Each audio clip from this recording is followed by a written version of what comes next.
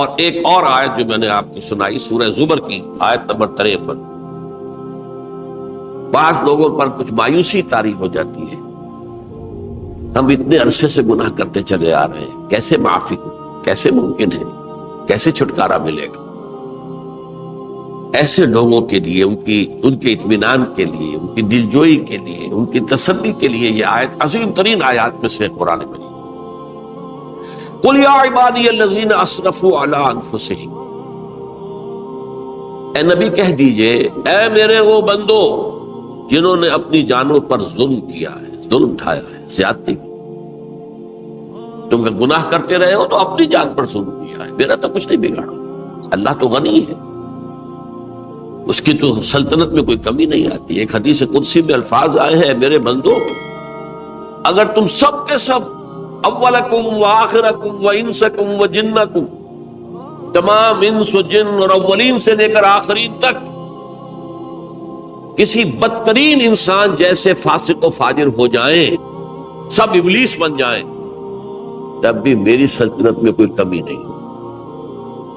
اور اگر تم سب کے سب اولین و آخرین اور انس اور جن سب مل کر جو متقی ترین انسان ہو سکتا ہے ویسے بن جاؤ، ابو بکر صدیق بن جاؤ، تب بھی میری سلطنت میں کوئی اضافہ نہیں۔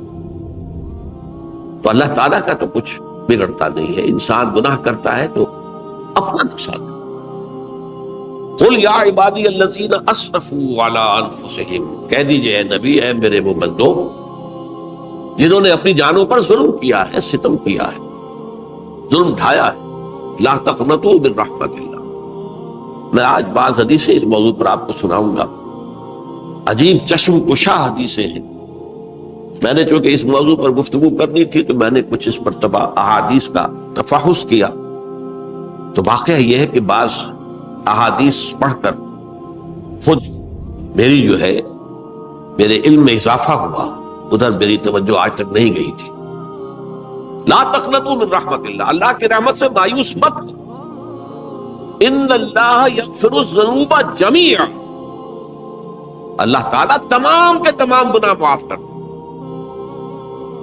اللہ تعالیٰ کی قدرت ہے، اللہ کا اختیار ہے، اللہ کا فیصلہ ہے، لہذا مایوس نہ ہو، اصلاح کرو۔ احادیث تو میں بعد میں آپ کو سناؤں گا، اس سے پہلے اس کا فلسفہ سمجھ لیجئے اصل میں کیا ہے۔ دیکھیے، ایک ہے طبیعی اعمال، فزیکل، ان کا ہم دنیا میں اصول یہ دیکھتے ہیں کہ اس کے نتائج لازمی اور اسے چھٹکارا نہیں مل سکتا۔ آپ نے سنکھیا کھایا ہے تو مریں گے، چائے کھانے کے بعد آپ نے خودکشی کا ارادہ کیا، سنکھیا کھا لیا، اب چاہے آپ پر ندامت ہو، پشیمانی ہو، پریشانی ہو، توبہ کریں، آپ بچنے کا کوئی سوال نہیں، مرنا ہی مرنا۔ اتنا یہ کہ اللہ تعالیٰ جو ہے اپنی معجزانہ کسی قدرت سے اس عمل کا جو طبعی نتیجہ ہے اس کو نکلنے سے روک۔ آگ کی فطرت ہے کہ وہ جلاتی ہے، اللہ کے حکم کے تحت حضرت ابراہیم کو اس نے نہیں جلایا، یا نار کونی بردن وسلام علی ابراہیم۔ لیکن یہ ہمیشہ نہیں ہوتا، یہ تو ایک دفعہ ہو گیا بس۔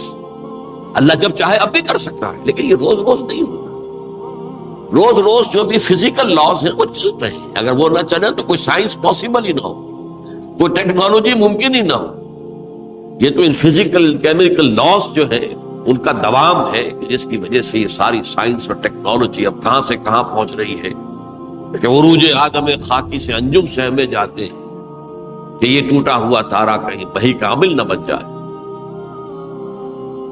تو یہ توبہ جو ہے فزیکل اعمال میں مفید نہیں ہے، چاہے آپ پر یہ احساس میں کیا کر بیٹھا، کیا میں نے کیا، کیوں میں نے کھا لیا یہ سب کیا، تو اب اثر کر۔ جو اخلاقی اعمال ہیں ان کا قانون یہ نہیں ہے، اخلاقی اعمال کے نتائج ختم ہو جاتے ہیں توبہ کے ساتھ۔ یہ ایک بہت بڑا قانون، بہت بڑا قانون۔ ایسا نہیں ہے کہ کسی گناہ سے انسان کی فطرت میں کوئی ایسی مستقل کجی واقع ہو جائے کہ جس کی اصلاح کی کوئی صورت ہی نہ ہو، یہ نہیں ہے۔ بڑے سے بڑے توبہ کرو، خلوص دل سے کرو، جو اس کے اصول ہیں، جو اس کے قواعد ہیں، جو اس کے ضوابط ہیں، جو اس کی شرائط ہیں، ان کو پورا کرو۔ تو بڑے سے بڑے برے سے برے اعمال، میں حدیثیں آج آپ کو سناؤں گا، حیران، کیونکہ عام طور پر یہی ہوتا ہے کہ مباحث میں چونکہ لوگوں کو اصلاح کی ترغیب دلانی ہوتی ہے، تو وہ جو انذار کا پہلو ہے اسے زیادہ نمایاں کیا ہے۔ اللہ کی طرف سے شدید ذو انتقام، اللہ انتقام دینے والا، اللہ سزا دینے والا ہے۔ لیکن یہ دوسرا پہلو جو ہے وہ بھی اپنی جگہ پر بہت اہمیت کا ہے کہ طبیعی اعمال کے نتائج اور عواقب اور اخلاقی اعمال کے نتائج و عواقب یہ ایک جیسے نہیں۔ اب اس معاملے میں تاریخ مذاہب عالم میں جو بہت بڑی غلطی ہوئی، بہت بڑی غلطی ہوئی، بہت بڑی غلطی، تورات میں حضرت آدم اور حوا علیہ السلام سے جو غلطی اور خطا ہو گئی تھی، آپ اندازہ کیجئے کیا مقام اللہ نے عطا کیا تھا، سارے فرشتوں کو ان کے سامنے سجدہ کروا دیا تھا، اور ایک ہی حکم تو دیا تھا نا کہ اس درخت کے قریب نہ جانا، اور تو ابھی کوئی شریعت نہیں تھی، کوئی لمبے چوڑے احکام نہیں تھے، کھاؤ جہاں سے چاہو، اس ایک درخت کے پیچھے پاس نہ جانا، وَلَا تَقْرَبَا هَٰذِهِ الشَّجَرَةَ فَتَكُونَا مِنَ الظَّالِمِينَ۔ اور وہی کام کر بیٹھے حضرت آدم اور حضرت حوا علیہ السلام۔ کتنا بڑا ہوگا، کتنا بڑا، کتنا بڑا۔ لیکن قرآن نے وضاحت کر دی کہ آدم نے توبہ کی، اللہ نے معاف کر دی۔ اللہ تعالیٰ سے کلمات سیکھے، ندامت دل میں پیدا ہو گئی حضرت آدم، لیکن الفاظ نہیں تھے، کن الفاظ میں اللہ سے معافی مانگ، اسے خطا ہو گئی، بہت بڑی غلطی، وہ الفاظ بھی اللہ نے سکھائے، فَتَلَقَّىٰ آدَمُ مِن رَبِّهِ كَلِمَاتٍ۔ یہ ہے جس میں کہ وہ علامہ اقبال کا ایک شعر ہے ان کے نوجوانی کے دور کا، جس پر میں بھول رہا ہوں کہ داغ دہلوی تھے یا کوئی اور تھے کہ جنہوں نے علامہ سے کہا تھا، میاں اس عمر میں اور یہ شعر، اس بڑی محفل میں بات آئی تھی کہ موتی سمجھ کے شان کریمی نے چن لیے قطرے جو تھے میرے عرق انفعال میں۔ انفعال کہتے ہیں عربی میں پشیمانی، شرمندگی، اور عام طور پر جب کسی انسان پر پشیمانی اور شرمندگی طاری ہوتی ہے تو پیشانی جو ہے اس پر کچھ پسینہ سا آتا ہے۔ تو قطرے جو تھے میرے عرق انفعال کے موتی سمجھ کے شان کریمی نے چن لیے، اللہ کی نگاہ میں ان کی اتنی قیمت، ان کی اتنی وقت میرے بندے نے پشیمانی اختیار کی ہے، اپنے اس غلط کام کے اوپر اسے رنج اور افسوس ہو رہا ہے، تو اللہ کی نگاہ میں اس کی یہ عظمت ہے، یہ قدرت۔ تو اللہ تعالیٰ نے جب حضرت آدم کے دل میں وہ پشیمانی پیدا ہو گئی تو الفاظ نہیں تھے، کن الفاظ میں؟ ہم کہتے ہیں نا کہ مجھے سمجھ نہیں آ رہا کہ میں کس منہ سے آپ سے بات کروں، میری یہ حیثیت نہیں ہے، میں کن الفاظ میں اپنی جو ہے خطا کا اعتراف کروں۔ تو اللہ نے وہ کلمات خود سکھا دیے، فَتَلَقَّىٰ آدَمُ مِن رَبِّهِ كَلِمَاتٍ فَتَابَ عَلَيْهِ إِنَّهُ هُوَ التَّوَّابُ الرَّحِيمُ۔ یہ چیز کہیں تورات جب دوبارہ مرتب ہوئی ہے تو وہ نکل گئی، اس میں رہ گئی، باقی اس میں شامل نہیں۔ یہ تاریخی اعتبار سے جان لیجئے، تورات جو ہے وہ آج سے 2500 بلکہ 2600 برس قبل سے دنیا سے غائب ہے۔ یہ تورات کا جو نسخہ تھا یروشلم میں 587 قبل مسیح میں، جب نبوکدنضر نے، شاید آج کل آپ دیکھ رہے ہوں یہ عراق کی جنگ میں عراق کے جو خاص ڈویژنز ہیں عراقیوں کے، ریپبلکن گارڈز کے، ان میں سے ایک کا نام جو ہے وہ نبوکدنضر ڈویژن ہے، ایک کا حمورابی ڈویژن ہے۔ حمورابی جو ہے عراق کا بہت پرانا بادشاہ تھا، اور تاریخ انسانی میں سب سے پہلا قانون اس نے مرتب کیا، حمورابی۔ یہ بہت پرانی تہذیب ہے، دنیا کی غالباً سب سے زیادہ اینشنٹ تہذیب جو ہے وہ عراق میں ہے۔ حضرت ابراہیم یہی پیدا ہوئے شہر عور میں۔ تو نبوکدنضر نے جب تباہ کیا تھا یروشلم کو، 6 لاکھ آدمیوں کو قتل کیا اور 6 لاکھ کو قیدی بنا کر لے گیا بیبیلونیا، بابل کا لفظ بھی آج کر آ رہا ہے۔ کسی زمانے میں وہ عظیم شہر تھا دنیا کا، وہ معمولی سا شہر رہ گیا، نئے شہر بڑھ گئے۔ تو اس وقت سے اس نے جب یروشلم میں جو ہیکل سلیمانی حضرت سلیمان کی بنائی ہوئی مسجد تھی اس کو جب گرایا ہے، اس کے بعد سے وہیں پر وہ نسخہ رکھا ہوا تھا تھوڑا، پھر دنیا میں وہ نسخہ آپ نہیں گیا۔ یہودیوں کا کہنا ہے کہ موجود ہے مسجد اقصی کے نیچے، وہ جب اس نے گرایا تھا تو جو نیچے تہخانے تھے وہ نہیں گرے تھے، وہ محفوظ رہتے، اوپر ملبہ آ گیا، اور وہیں پر وہ تورات اور وہ تابوت سکینت جس میں حضرت موسیٰ کا عصا بھی رکھا ہوا ہے اور بہت سے وہ من اور سلوہ کے بھی کچھ نمونے رکھے ہوئے ہیں، وہ تابوت سکینہ اس کا قرآن مجید میں سورہ بقرہ میں ذکر ہے، وہ بھی موجود ہے۔ اور جو ربائی وہاں اس وقت تھے ان کے علماء، ان کی لاشیں بھی وہاں پڑی ہوئی ہیں، وہ جب ہم کھدائی کریں گے تو دنیا میں سامنے آئیں گے۔ لیکن بہرحال اس وقت جو مجھے کہنا تھا وہ یہ کہ چونکہ اصل تورات اس وقت گم ہو گئی، 150 سال کے بعد اسے پھر یادداشتوں سے کچھ مرتب کیا گیا تو اس میں غلطیاں پیدا ہو گئی۔ اب انسانی یادداشت کا معاملہ آ گیا نا، انہی میں سے ایک بڑی غلطی یہ ہوئی، اومیشن یہ ہوئی کہ حضرت آدم نے جو توبہ کی اور اللہ نے قبول فرما لیا، اس کا ذکر اس میں نہیں۔ اس سے نتیجہ عیسائیوں نے کیا اختیار کیا کہ وہ اوریجنل سن کہتے ہیں اسے، وہ جو ابتدائی گناہ تھا عظیم جو ہمارے جد امجد آدم سے سرزد ہوا تھا، اس گناہ کا اثر جو بھی بچہ نسل آدم میں پیدا ہوتا ہے وہ لے کر آتا ہے۔ یہ زمین و آسمان کا فرق ہے۔ اسلام کے نزدیک ہر بچہ جو پیدا ہوتا ہے وہ معصوم ہے، بلکہ مسلم ہے۔ کل مولود یولد علی الفطرہ، جو بھی بچہ پیدا ہوتا ہے وہ فطرت اسلام پر پیدا ہوتا ہے۔ فَأَبَوَاهُ يُهَوِّدَانِهِ أَوْ يُمَجِّسَانِهِ أَوْ يُنَصِّرَانِهِ، یہ تو والدین ہیں اس کے جو اسے مجوسی یا عیسائی یا یہودی بنا لیتے ہیں، ورنہ وہ تو مسلمان ہوتا ہے، فطرت کی کلین سلیٹ لے کر۔ عیسائیت کہتی ہے ہر انسان جو پیدا ہوتا ہے بنیادی طور پر گناہگار ہے، اپنے جد امجد کے گناہ کا بوجھ لے کر آ رہا ہے۔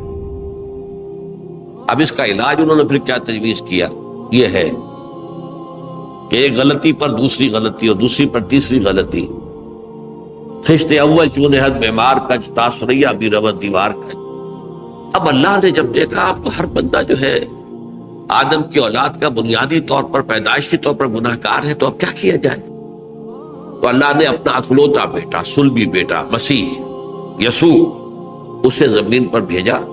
یہ الفاظ میرے ہیں کہ اسے قربانی کا بکرا بنا کر اور ان سب کی طرف سے قبول کر لیا، گناہگاروں کی طرف سے، کہ ان کے گناہ کا کفارہ ہو جائے گا جو عیسیٰ کو مانتے۔ یہ عقیدہ ہے عیسائیت۔ جڑ کیا ہے کہ گناہ ہو گیا تو گناہ کا اثر تو رہے گا۔ قرآن یہ کہتا نہیں، اللہ دھو دیتا، تمہاری سیرت و کردار کے اوپر بھی جو داغ ہیں دھل جائیں گے، اور تمہارے نامہ اعمال میں جو دھبے ہیں وہ بھی دھل جائیں گے۔ توبہ کرو، توبوا الی اللہ توبۃ نصوحا، کرو وہ توبہ کے جو بالکل خلوص دل کے ساتھ ہو۔ اب میں ذرا آپ کو کچھ احادیث سنانا چاہتا ہوں۔ ایک طرح کا یہ تبشیر کا پہلو ہے آج ہماری گفتگو میں کہ جو نمایاں ہوگا۔ یہ بعض احادیث تو چھوٹی چھوٹی ہے اور یہ بہت مرتبہ میری گفتگو میں آ چکی ہے، صرف اس وقت حوالہ دے کر گزر جاؤں گا۔ یہ ترمذی اور ابن ماجہ میں حضرت انس ابن مالک رضی اللہ تعالی عنہ سے روایت ہے، حضور نے فرمایا کل بنی آدم خطاؤون وخیر الخطائین التوابون، تمام بنی آدم خطا کار ہیں، خطا کار بھی نہیں، بہت خطا کار، بہت خطا کار، لیکن ان خطا کاروں میں بہتر لوگ وہ ہیں کہ جو خوب توبہ کرتے ہیں، غلطی ہو گئی توبہ کر۔ اور ایک اور حدیث میں آپ کو بتاؤں گا کہ یہ نہیں ہے کہ پھر کبھی وہ غلطی نہ ہو، اس وقت آپ یہ لگا لیں اپنے اوپر یہ کام میں نے نہیں کرنا، اور ایک دفعہ وہ کام چھوڑ دیں تو توبہ ہو گئی۔ پھر اگر کچھ عرصے کے بعد پھر کہیں آپ جذبات کی رو میں بہہ گئے، پھر کہیں کوئی برے اثرات جو ہے وہ پڑے، پھر غلطی، کوئی بات نہیں، پھر ہو گیا، پھر توبہ کرو۔ تواب اسی لیے کہا بار بار بار بار بار بار توبہ کرو۔ تو کل بنی آدم خطاؤون وخیر الخطائین التواب۔ دوسری حدیث یہ بھی ابن ماجہ اور بہقی میں ہے، حضرت عبداللہ ابن مسعود رضی اللہ تعالی عنہ، التائب من الذنب کمن لا ذنب لہ، گناہ سے توبہ کرنے والا ایسے ہے جیسے اس نے کبھی گناہ کیا ہی نہیں۔ دھل جاتی ہے، تختی دھل گئی، بچے نے تختی لکھی تھی اس کو دھو دیا، ختم ہو گیا۔ ایک حدیث تو پڑھ کر میں بھی چونکا، یہ اصل میں اسلوب ہے بیان کا، بتانے کے لیے کہ تمہارے دلوں کے اندر مایوسی کا غلبہ نہ ہو جائے۔ مایوس اصل میں جو ہے مایوسی یہ ابلیسیت ہے، نوٹ کر لیجئے اس کو۔ مایوسی ابلیسیت کی کا عکس۔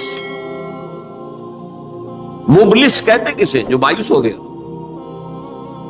ابلیس سب سے بڑھ کر مایوس جو ہے وہ ابلیس ہے، اسے معلوم میرا چھٹکارا تو نہیں ہے، لہذا میں جتنوں کو اپنے ساتھ لے کر جہنم میں جھونک دوں یہی میری کمائی ہے، میں نے تو بچنا نہیں۔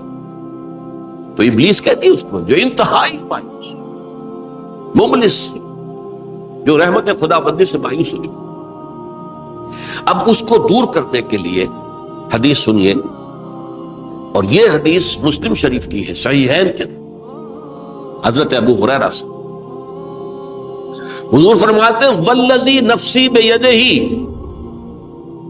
قسم ہے اس ذات کی جس کے ہاتھ میں میری جان ہے، لو لم تذنبوا، اگر تم لوگ گناہ نہ کرتے، لذهب اللہ بکم، تو اللہ تعالیٰ تمہیں لے جاتا کہیں اور، ولجاء بقوم یذنبون، اور پھر کسی ایسی مخلوق کو پیدا کرتا ہے جو گناہ کرتے، فیستغفروا اللہ، اور پھر وہ اللہ سے استغفار کرتے اور توبہ کرتے، فیغفر لہم، اور اللہ تعالیٰ انہیں معاف کرتے۔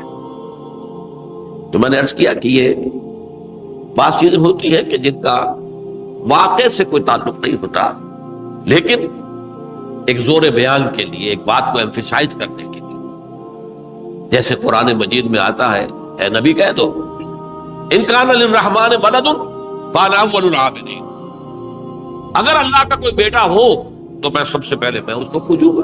جب میں اللہ کو پوجتا ہوں تو اللہ کا اگر کوئی بیٹا ہوتا تو کیا میں اسے نہ پوچھتا؟ لیکن نہیں ہے۔ اب یہ نہیں ہے، نفی کے لیے زور دیا کہ اگر اللہ کا کوئی بیٹا ہوتا، لو کان للرحمن ولد فانا اول العابدین۔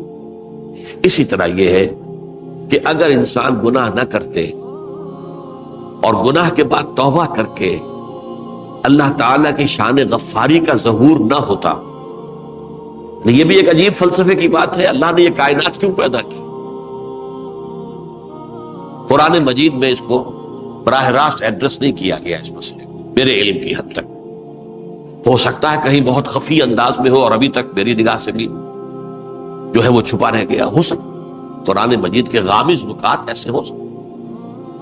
کوئی شخص، میں تو کہتا ہوں کہ اگر کوئی شخص کہتا ہے، میرے بارے میں ایک عالم دین نے کہہ دیا تھا کہ اسے قرآن پر بڑا عبور حاصل ہے، تو میں نے انہیں پیغام پہنچایا، جن صاحب نے مجھے ان کا یہ جملہ سنایا تھا کہ آپ نے قرآن کی توہین کی ہے، قرآن پر عبور کسی انسان کو نہیں۔ عبور کا مفہوم کیا ہے؟ دریا کے دو کنارے ہیں، آپ اس کنارے سے اس کنارے چلے گئے تو آپ نے عبور کیا دریا۔ قرآن کے کنارے ہیں ہی نہیں، لا پیدا کنار۔ لہذا یہ کہہ دینا کسی کے بارے میں کہ قرآن مجید، اب انہوں نے تو ایک طرح سے میری تعریف کی تھی، میرے ایک ساتھی سے جملہ کہا تھا، ان کے وہ عزیز تھے، تو گویا کہ وہ جو میری تنظیم میں تھے ان کو خوش کرنے کے لیے کہہ دیا ہو، یا جو بھی ہو، ان کے دلی جذبات ہو سکتا ہے کہ میں نے کہا انہیں یہ پہلا پیغام پہنچا دیجئے، آپ نے قرآن کی توہین کی۔ قرآن پر عبور کسے ہو سکتا؟ نہ معلوم کتنے مقامات ہیں کہ جہاں امام راضی بھی کھڑے ہوئے ایسے نظر آتے ہیں، دہشت زدہ، اعلم ان ھذا المقام مقام غامض مہیب عمیق، ہوشیار کے رہ بردم تیغست قدم رہا، ہوشیار ہو جاؤ، یہ بڑا خطرناک مقام ہے، بہت مشکل مقام ہے، اس کے تہ تک پہنچنا کسی کے لیے ممکن نہیں ہے۔ سورہ حدید کی آیت هو الاول والآخر والظاہر والباطن پر یہ الفاظ ہیں جو امام راضی نے لکھے۔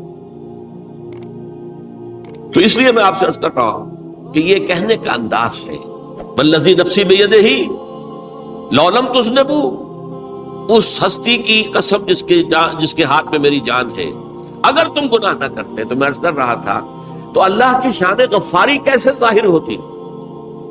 اللہ نے کائنات کیوں پیدا کی؟ کنت کنزا مخفیا فاحببت ان اعرف فخلقت الخلق۔ محدثین کرام اگرچہ اس حدیث کی سند کو پختہ نہیں مانتے ہیں، لیکن اکثر مفسرین نے اس کو تسلیم کیا ہے۔ علامہ آلوسی نے تسلیم کیا کہ میں ایک چھپے ہوئے خزانے کے مانند تھا۔ اب خزانہ کہیں پڑا ہے، اس کا کیا حاصل کیا ہے؟ وہ تو کہیں کھلے، کسی کے پاس جائے، کوئی اسے فائدہ اٹھائے، تب تو فائدہ ہوا نا۔ تو کنت کنزا مخفیا، میرے اندر طاقت تھی، قوت تھی، خلاقی تھی، میری شان ساری میرے اندر ہی اندر تھی نا۔ کنت کنزا مخفیا فاحببت ان اعرف، تو میں نے یہ چاہا کہ مجھے پہچانا جائے۔ فخلقت الخلق، تو میں نے خلق کی تخلیق کی۔ اب مجھے پہچانو اس کائنات کے ذریعے سے، یہ میری تخلیق ہے، آؤ دیکھو۔ ایک مصور اپنی تصویروں کی نمائش لگا، دیکھو میرے شاہکار، آؤ دیکھو، یہ میرے فن کے کمال کے نمونے، آؤ دیکھو۔ تو یہ ہے سب، دیکھو زمین آسمان، ان فی خلق السماوات والارض واختلاف اللیل والنہار والفلک التی تجری فی البحر بما ینفع الناس وما انزل اللہ من السماء من ماء فاحیا بہ الارض من بعد موتہا۔ یہ ساری آیات ہیں محترم، اور اسی لیے انسان کو پیدا کیا جس میں یہ فیکلٹی آف اپریسیشن، اللہ کے حسن و جمال و کمال کو پہچاننے کی صلاحیت۔ ورنہ ظاہر بات ہے کہ یہ جمادات کیا پہچانیں گے اللہ، پہاڑ کیا پہچانے گا اللہ؟ اللہ کو پہچاننے کی صلاحیت انسان۔ تو یہ چونکہ ایک فلسفہ ہے باقاعدہ کہ اللہ نے تعالیٰ، اسی سے میں کہہ رہا ہوں اگر گناہ نہ ہوتا اور پھر توبہ نہ ہوتی اور میں اس کو معاف نہ کرتا تو میری شان غفاری کا ظہور کیسے ہوتا؟ میری شان ہے نا، غفار بھی ہوں، ستار بھی ہوں، اس کا ظہور کیسے؟ تو والذی نفسی بیدہ لو لم تذنبوا لذهب اللہ بکم ولجاء بقوم یذنبون فیستغفروا اللہ فیغفر لهم۔ اگر تم لوگ گناہ نہ کرتے تو اللہ تمہیں ختم کر کے کوئی اور ایسی مخلوق پیدا کرتا کہ جو گناہ کرے اور پھر وہ توبہ کرے اور اللہ اسے معاف۔ اسی سے ملتی جلتی ایک حدیث ہے، یہ امام احمد اور امام بہقی لائے ہیں، اور اس کے راوی حضرت علی ہے رضی اللہ تعالی عنہ۔ ان اللہ یحب العبد المؤمن المفتن التواب، اللہ تعالیٰ کو بہت محبت ہے، یحب۔ اب دیکھیے ایک طرف وہ آیات ذہن میں لائیے، اللہ تعالیٰ کن سے محبت کرتا ہے؟ واللہ یحب المحسنین، یا وہ لوگ ان اللہ یحب الذین یقاتلون فی سبیلہ صفا کانہم بنیان مرصوص، اللہ محبت کرتا ہے اپنے ان بندوں سے جو اس کی راہ میں جنگ کرتے ہیں صفے باندھ کر، گویا سیسا پلائی ہوئی دیوار ہے۔ یہ ہے مثبت کام، نیک کام، محسنین، اللہ کی راہ میں قتال کرنے والے۔ یہاں اس کے برعکس کہا جا رہا ان اللہ یحب، اللہ تعالیٰ محبت کرتا ہے اپنے اس بندے سے، العبد المومن، جو مومن ہو۔ اس کی ایک اور بڑی پیاری حدیث آئے گی، المفتن التواب، جو بہت فتنوں میں مبتلا ہو جاتا ہو اور پھر بہت توبہ کرتا ہو، مفتن التواب، لیکن ساتھ ہی پلٹتا ہو، رجوع کرتا ہو، پھر اللہ کے حضور میں حاضر ہوتا ہو، پھر معافی مانگتا ہو۔ اللہ تعالیٰ کو اپنا ایسا بندہ بہت پسند ہے۔ اب میں کچھ اور حدیثیں آپ کو سنا رہا ہوں۔ توبہ کا دروازہ دو اعتبارات سے کہا گیا ہے کہ ایک وقت آنے پر بند ہو جائے۔ ایک حدیث کے تو الفاظ میں نوٹ کر کے نہیں لایا ہوں کہ اللہ تعالیٰ نے توبہ کا ایک دروازہ اتنا چوڑا کھلا رکھا ہوا ہے کہ جس کو عبور کرنا جو ہے وہ سال ہر سال میں ممکن ہو، اور یہ بند نہیں ہوتا جب تک کہ سورج مغرب سے طلوع نہ ہو۔ یہ قیامت کی جو آخری، قریب قیامت کی جو آخری نشانیاں ہیں ان میں سے وہی حدیث میں آپ کو سنا رہا ہوں، عن ابی ہریرہ رضی اللہ تعالی عنہ، اور یہ مسلم شریف کی روایت ہے من تاب قبل ان تطلع الشمس من مغربها تاب اللہ علیہ، سورج کے مغرب سے طلوع ہونے سے قبل تک جو لوگ توبہ کریں گے اللہ تعالیٰ ان کی توبہ قبول کر لے. البتہ جب وہ قیامت کی وہ نشانی ظاہر ہو جائے کہ سورج مغرب سے طلوع ہو رہا ہے، اب دروازہ توبہ کا بند ہے. اب اس کے بعد اگر توبہ کوئی کرتا ہے تو اللہ تعالیٰ اس کی توبہ کو قبول نہیں کرے. یہ تو اجتماعی سطح پر ہوئی. انفرادی سطح پر عن عبداللہ ابن عمر رضی اللہ تعالی عنہما عن النبی صلی اللہ علیہ وسلم قال ان اللہ عز وجل یقبل توبۃ العبد ما لم یغرغر. یہ ترمذی میں ہے. حضرت عبداللہ ابن عمر رضی اللہ تعالی عنہما سے کہ اللہ تعالیٰ اپنے بندے کی توبہ قبول کرتا ہے جب تک کہ وہ جسے ہم کہتے ہیں گھنگرو نہ بولنے لگے حلق کے اندر، جبکہ نزع عالم نزع ہو اور جان جو ہے وہ آتا پھر یہاں اٹکتی ہے، تو اس وقت تک دروازہ کھلا ہے توبہ. لیکن جب یہ شکل ہو گئی تو دروازہ بند. یہ انفرادی سطح پر ہو گیا. جب آپ کے موت کے آثار اتنے واضح ہو گئے کہ اب جا رہے ہیں، اب توبہ کریں گے تو توبہ قبول نہیں ہو. اجتماعی سطح پر جب قیامت جو ہے اس کی وہ گھڑی آ گئی کہ سورج مغرب سے طلوع ہو گیا، اب توبہ کا دروازہ بند. ایک اور حدیث ہے جو میں نے بہت مرتبہ اس کا ترجمہ تو آپ کو بہت دفعہ سنایا ہے، آج میں چاہتا ہوں اس کو پورے متن کے ساتھ آپ کے سامنے رکھوں. یہ حضرت انس بن مالک رضی اللہ تعالیٰ عنہ سے مروی روایت ہے جو حضور کے خادم خاص تھے، اور یہ متفق علیہ بھی ہے، یعنی بخاری میں بھی ہے، مسلم میں بھی ہے، لیکن تھوڑا سا فرق ہے الفاظ کا. تو جو مسلم شریف کی روایت ہے اس کے الفاظ کیا ہے؟ للہ اشد فرحا بتوبۃ عبدہ حین یتوب الیہ. جان لو اللہ تعالیٰ کو زیادہ خوشی ہوتی ہے اپنے کسی گناہ گار بندے کی توبہ سے جبکہ وہ توبہ کرتا ہے. کس سے زیادہ ہوتی ہے؟ اب اس کی ایک تمثیل تھی. من احدکم، ایک ایسے شخص سے بھی زیادہ بڑھ کر خوشی ہوتی ہے کان علی راحلتہ بارض الفلات، کہ جو بہت ہی دور دراز کے اور سنسان علاقے میں سفر کر رہا تھا. فانتحرفت منہ، اس کی سواری جو ہے گم ہو گئی. وعلیہا طعامہ وشرابہ، اسی پر اس کا کھانا بھی تھا اور پانی بھی تھا. اونٹنی پر سفر کر رہا تھا، اسی پر ہوتا ہے راحلہ جو ہے راستے کا سامان. اچانک کہیں بیٹھا ہے تھوڑی دیر کے لیے سستانے کے لیے، کہیں اونٹ آ گئی اور اونٹنی صاحبہ غائب. اب آنکھ کھلی اور اس نے دیکھا. فَأَيَّسَ مِنْهَا، تلاش کر کر کے مایوس ہو گیا، کہیں اونٹنی کا سراغ نہیں. اب ظاہر بات ہے کسی صحرا میں یہ کیفیت، اس کا مطلب کیا ہے؟ یقینی موت.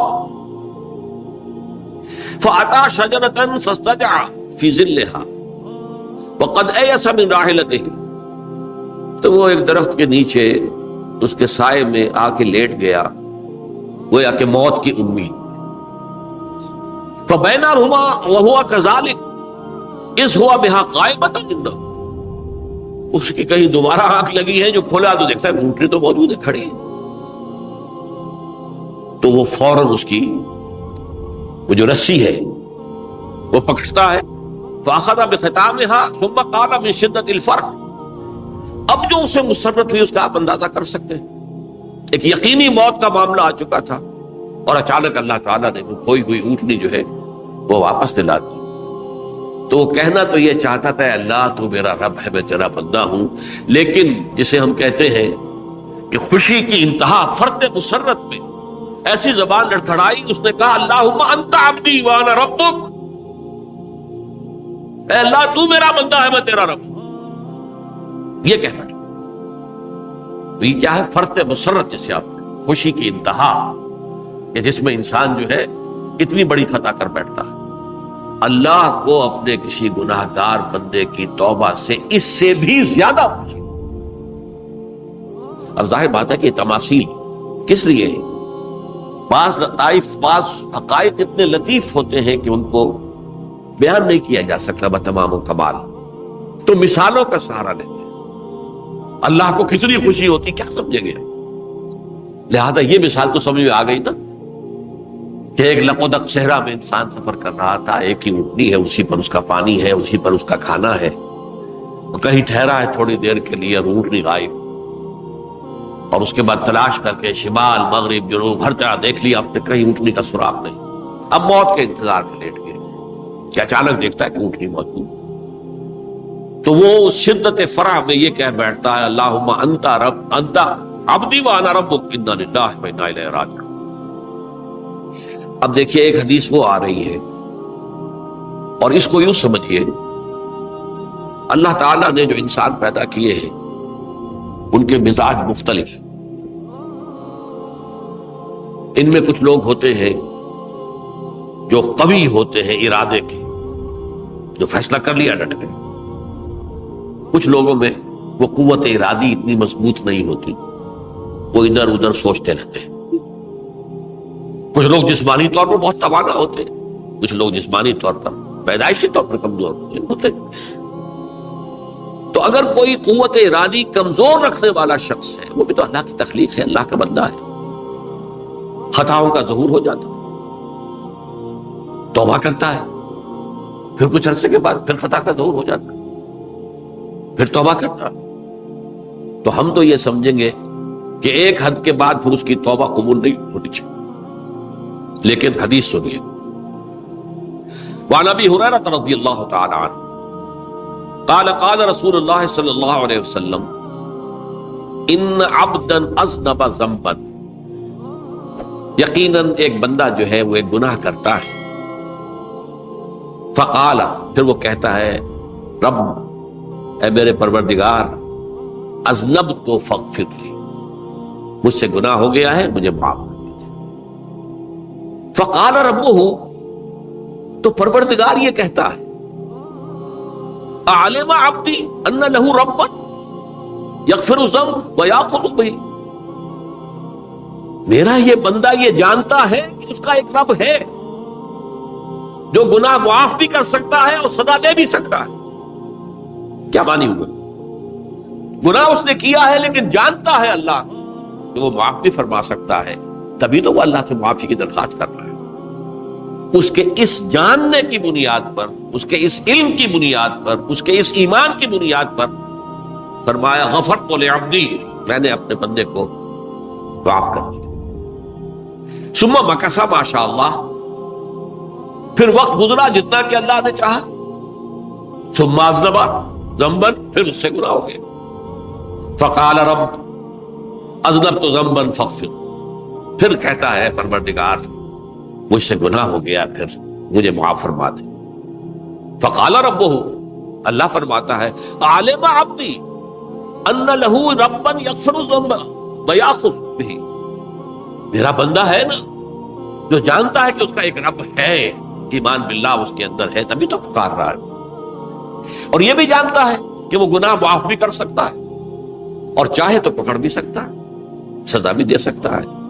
تو فرمایا، اللہ تعالیٰ فرماتے ہیں میں نے فرمایا کہ میں نے معاف کر دیا۔ ثم مکث ما شاء اللہ، پھر ایک عرصہ گزرا اس کے بعد، ثم اذنب ذنبا، پھر اس نے گناہ کیا، قال رب اذنبت ذنبا آخر، اس نے کہا پروردگار میں نے تو پھر ایک اور گناہ کر دیا، فاغفر لی، مجھے بخش دے۔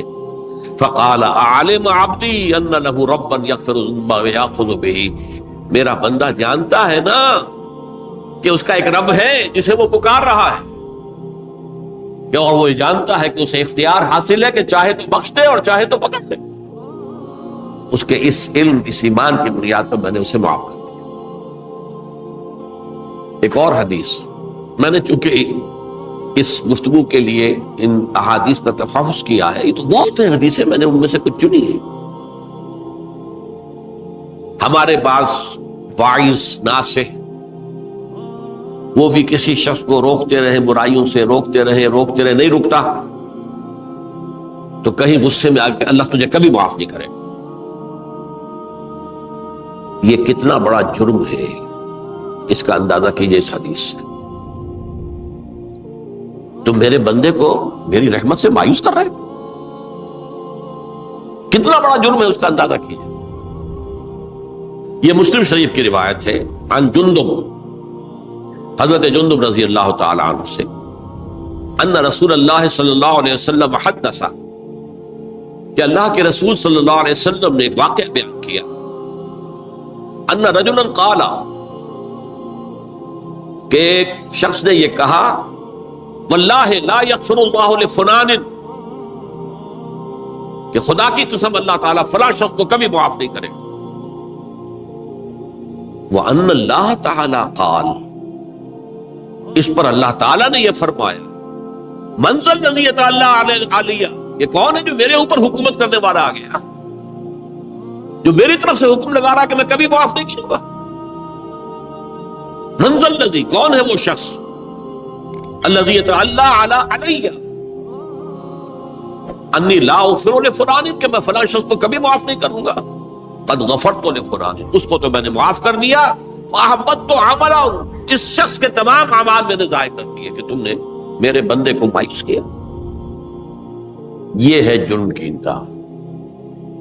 تو توبہ کی دعوت دیتے رہو، توبہ کے لیے لوگوں کو آمادہ کرتے رہو، توبہ جو ہے اس کے لیے ترغیب دیتے رہو، اللہ تعالیٰ معاف فرمانے والا۔ اب آخری حدیث سنا رہا ہوں، یہ تو بہت ہی عجیب حدیث ہے اور متفق علیہ، یہ بخاری اور مسلم دونوں نے۔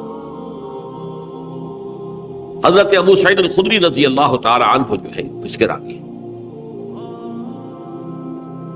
حضور نے فرمایا، کانا فی من کانا قبلکم رجل قتل 99 نفسا، تم سے پہلے جو امت تھی بنی اسرائیل کہ ان کا ذکر ہے، اس میں ایک آدمی ایسا تھا جس نے 99 قتل کیے تھے۔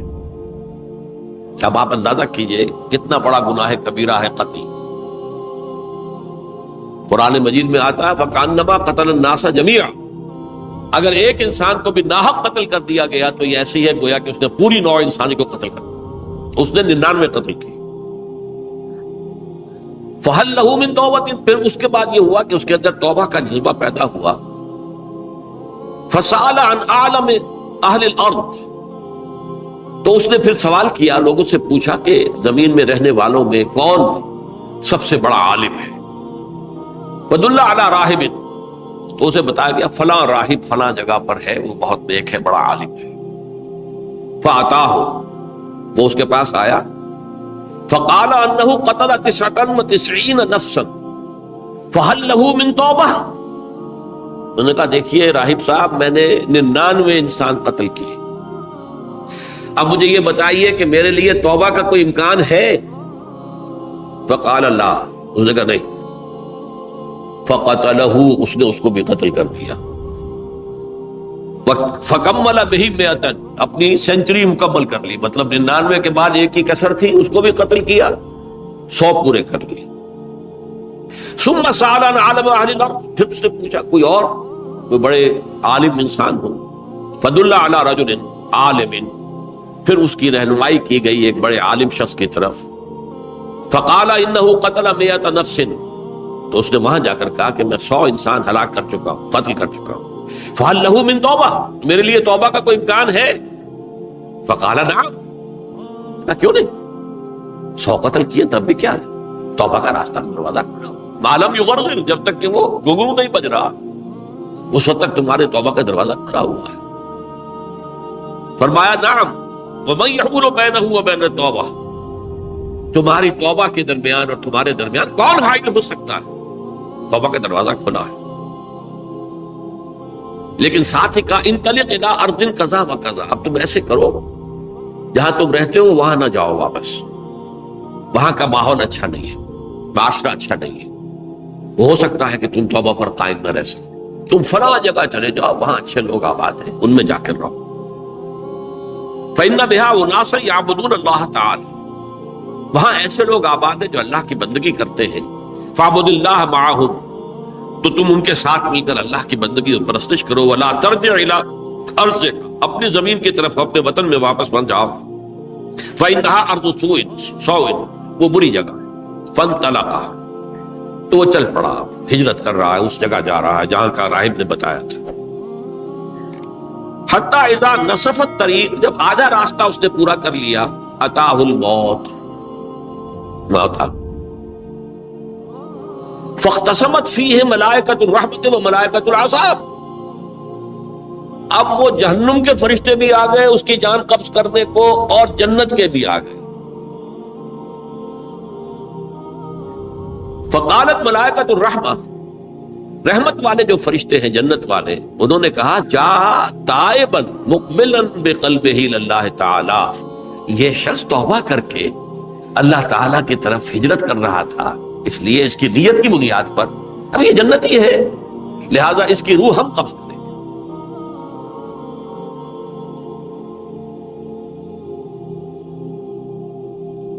وقالت الملائکۃ العذاب، اور وہ جو عذاب والے فرشتے ہیں وہ کہیں گے انہ لم یعمل خیرا قط، تو نے توبہ کے بعد کوئی نیک عمل تو کیا ہی نہیں، تو کس بنیاد پر اس کو تم جنت میں لے جاؤ، اس کو تو دوزخ میں جانا چاہیے. فاتاہ ملک فی صورت آدمی، تو ان کے پاس اللہ نے ایک اور فرشتے کو بھیج دیا آدمی انسانی شکل کے اندر. فجعلوا بینہم، تو ان فرشتوں نے کہا بھائی ہمارا فیصلہ کرا دو، اس کی روح ہم لینا چاہتے ہیں یا ہم لینا چاہتے ہیں. انہیں حکم بنا دیا. فقال قیسوا ما بین الارضین فإلی ایتہما کان اقرب، کہ تم فاصلہ ناپ لو جہاں سے وہ چلا ہے اور جہاں جا رہا تھا، اور یہاں اس کی موت ہو رہی ہے، تو کون سا فاصلہ زیادہ ہے. جب ناپا گیا، بلکہ ایک حدیث میں آتا ہے کہ اس پر اللہ نے زمین کو جو ہے حکم دے دیا، ایک طرف والی زمین تو سکڑ جا، دوسری والی جو ہے تو پھیل جا، تاکہ وہ جو جدھر جو جا رہا تھا وہ زیادہ قریب ہو جائے بنسبت اس کے کہ جہاں سے چلا تھا. تو اس فیصلے پر پھر جو فرشتے تھے جو کہ رحمت کے فرشتے تھے وہ اس بندے کو لے گئے جنت. یہ ہے توبہ کی عظمت اور اس کی تاثیر. اب آئیے اجتماعی توبہ کا طریقہ کار جو میں نے بہرحال بیان کیا ہے. پہلے افراد توبہ کریں اور صحیح توبہ کریں. صحیح توبہ کیا ہے؟ ہماری زندگیوں میں کوئی حرام شے ہے فوراً نکال پا ہماری معاشرت میں، اور اس معاشرے میں رہتے ہوئے جو قانون ہے جس کے ہم پابند ہیں. ہم کسی زانی کو رجم نہیں کر سکتے، ناممکن ہے، یہ تو قانون ہی بنے گا تب ہوگا. ہم کسی چور کا ہاتھ نہیں کاٹ سکتے، تو قانون بنے گا تو ہوگا. تو ہم جن چیزوں پر عمل نہیں کر سکتے قانوناً، ان کے علاوہ باقی پوری شریعت جس پر عمل کیا جا سکتا اس پر عمل پیرا. سود میں بند نہیں کر سکتا، بینکوں کو میں آگ نہیں لگا سکتا، اور بینکوں کو آگ لگا دیں گے تب بھی سود تو ختم نہیں ہوگا. لیکن یہ تو کر سکتا ہوں نا کہ براہ راست سود میں ملوث نہ ہوں، سود پر قرضہ لے کر اپنا کاروبار نہ چمکاؤں نہ بڑھاؤں، سود پر قرضہ لے کر اپنے مکان نہ اونچا کروں، یہ تو کر سکتا ہوں. تو کم سے کم جو ڈائریکٹ کسی نے قانون نہیں بنایا کہ لازم ہے آپ پر کہ آپ سودی قرضہ لیں اور اپنی بلڈنگ عالی شان بنا دیں، کسی نے نہیں کی. یہ اگر کر رہے ہیں تو آپ مجرم ہیں. آپ کے معاشرے میں کوئی قانون نہیں بنا کہ پردہ ختم، برقع حرام. مصر یہ ترکی میں تو کر دیا گیا برقع حرام. وہاں تو سر کو اوپر جو ہے ڈھانپنا جو ہے، سکارف لینا بھی ممنوع ہے. یہاں تو نہیں ہے. پھر یہاں جنہوں نے چھوڑا ہے مجرم خود ہے. یہاں تو اللہ کا شکر ہے کوئی ایسا مصطفیٰ کمال پیدا آج تک نہیں ہوا ہے کہ جس نے ان چیزوں کا حکم دیا. ہاں ترغیب ہے ذرائع ابلاغ کے ذریعے سے، فحاشی ہے، اریانی ہے، لیکن چوز آپ خود کرتے ہیں، فیصلے کا اختیار آپ کا اپنا. تو جن چیزوں کے اندر بھی گناہ سے بچنے کا امکان ہے اس کو عملاً ترک کیا جائے. اور نمبر 2، عزم مصمم کر لیا جائے کہ اللہ اب بقیہ زندگی جتنی بھی ہے اس میں اپنی توانائیاں، اپنی قوتیں، اپنی صلاحیتیں صرف کروں گا تیرے دین کی تبلیغ اور تیرے دین کے قائم کرنے کی جدوجہد. عزم مصمم. یہ لوگ اگر 14 کروڑ میں 14 لاکھ بھی ہو جائیں، بہرحال 2-4 کی توبہ کرنے سے ملک کی قسمت نہیں بدلتی. معتدل تعداد کے اندر جو ہے یہ لوگ اگر ایسے ہو جائیں اور پھر یہ کہ وہ مل کر اگر زور لگائیں تو واقعتاً اس ملک کے اندر شریعت اسلامی کا نفاذ ہو سکتا ہے، اللہ کا نظام قائم کیا جا سکتا ہے. یہ ملک بنایا اسی لیے گیا. تو یہ توبہ کا جو ہے اجتماعی توبہ کا یہ پوری تفصیل تو میں بارہا بیان کر چکا ہوں. آج جو میں نے کہا تھا کہ ایک بات کی طرف میرا ذہن حالیہ منتقل ہوا ہے، اس سے پہلے نہیں ہوا. یہ توبہ کرنے والے لوگ جب تک 14 لاکھ نہیں ہیں، 1400 ہی ہو، لیکن یہ اگر دعا کریں گے اللہ تعالیٰ کے خلوص کے ساتھ تو ان کی دعا قبول ہوگی. دعا بہت بڑی شے. الدعاء مخ العبادہ. ٹھیک ہے، بڑا لمبا راستہ لگتا ہے یہ کہ 14 لاکھ انسان توبہ کرے یا 2 لاکھ یا 3 لاکھ انسان توبہ کرے، صحیح معنی میں توبہ کرے، اور پھر وہ جمع ہو، ایک طاقت بنے، تن من دھن لگانے کے لیے، جانے دینے کے لیے تیار ہو جائے. تو لگتا ہے یہ کہ کافی لمبا ہے کہ دراز و دور دیدم رہو رسم پارسائی. یہ تو بڑا لمبا راستہ ہے. اسی سے لوگ کہتے ہیں کہ پھر کیا حل ہوا؟ تو حل جو ہے تو کوئی عملی حل تو نہیں. اس میں میرا ذہن منتقل ہوا ہے دعا. اجیب دعوت الداعی اذا دعان امن یجیب المضطر اذا دعا. بھلا وہ کون ہے جو کسی مضطر کسے کہتے ہیں؟ ایک شخص نہایت پریشان حال ہو گیا، نہایت پریشان حال، اور میں اللہ کو پکارے، پروردگار تو میری دستگیری فرما. اللہ کسی اور طرف مجھے کوئی توقع نہیں رہی، کوئی نہیں رہا جس سے مجھے کوئی امید ہو. یہ مضطر اضطرار کی حالت میں جب بالکل بے چین ہو کر اللہ کو پکارتا ہے تو اللہ اس کی دعا قبول کرتا ہے. اور دعا کی حد یہاں تک بھی آتے ہیں الفاظ کہ لا یرد البلاء قضاء الا بالدعاء. تقدیر الہی کو بھی اس لیے 2 حصوں میں تقسیم کیا گیا. تقدیر مبرم، ایک تو اللہ کا وہ فیصلہ ہے جو ٹل نہیں سکتا کسی صورت میں. ایک تقدیر معلق ہوتی ہے تو صحیح اللہ کا فیصلہ، لیکن اس میں تبدیلی ہو سکتی ہے. یہ جو تقدیر معلق ہوتی ہے اس میں دعا انتہائی مؤثر شے ہے. لا يرد البلاء الا لا يرد القضاء الا بالدعاء. قضا جو ہے وہ نہیں بدل سکتی سوائے دعا. اس دعا کی تو کم سے کم ہم منادی کریں، لیکن پہلے شرط وہی ہے، ورنہ وہ دعا نہیں ہے، ورنہ وہ توبہ نہیں ہے. توبہ صحیح ہو، حرام سے اپنے وجود کو، اپنے گھر کو پاک کریں، اس کے بغیر کچھ نہیں. اس کے بغیر تو جیسے کہ کہا گیا سورہ مائدہ میں قل یا اہل الکتاب لستم علی شیء حتی تقیموا التوراۃ والانجیل. اے نبی ان سے کہہ دیجئے، اے اہل کتاب تمہاری کوئی حیثیت اللہ کی نگاہوں میں نہیں ہے، تمہاری کوئی دعا اللہ کے ہاں قابل پذیرائی نہیں ہے جب تک کہ تم تورات اور انجیل کو قائم نہیں. لہذا دعائیں تو نہ بنو. 30 لاکھ آدمی جو ہے حج کے موقع پر کیسی کیسی دعائیں مانگتے ہیں. کہاں جا رہی ہیں دعائیں؟ کہاں ہیں ان کی قبولیت کے آثار؟ توبہ صحیح ہو. اور توبہ کے بارے میں آج میں نے امکانی حد تک آپ کے سامنے آج ترغیب و تشویق کا پہلو رکھا ہے. مایوسی اس کو کہا بھی جاتا ہے، مایوسی کفر ہے. اور میں نے آپ سے کہا آج لا تقنطوا من رحمت اللہ ان اللہ یغفر الذنوب جميعا. 99 قتل کیے ہو، 100 قتل کیے ہو، تب بھی توبہ کرو گے تو اللہ توبہ قبول فرمائے. اور کس شان کے ساتھ قبول فرمائے گا اس حدیث کے اندر آیا، متفق علیہ حدیث صحیح بخاری اور صحیح مسلم کے اندر ہے.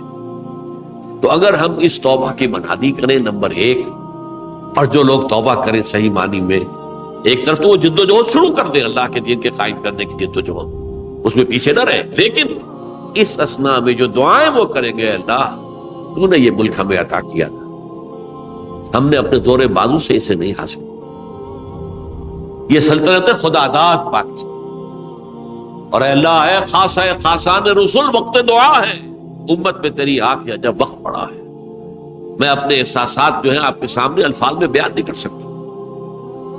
یہ جب یروشلم کی تباہی ہوئی تھی جس کا میں نے ذکر کیا ہے، 6 لاکھ انسان قتل ہوئے تھے، اور 6 لاکھ کو نبوکدنضر جو تھا وہ ہانک کر بھیڑوں بکریوں کی طرح بیبلونیا لے گیا تھا. اس سے پہلے کتنے ہی نبی اہل کتاب کے وہ کہتے رہے تھے کہ ہوش کرو، توبہ کر لو، بلکہ ایک جگہ کے الفاظ کے ہیں درخت کی جڑ پر کلہاڑا رکھا جا چکا ہے، اب بھی ہوش میں آ جائے، ہوش میں نہیں کر۔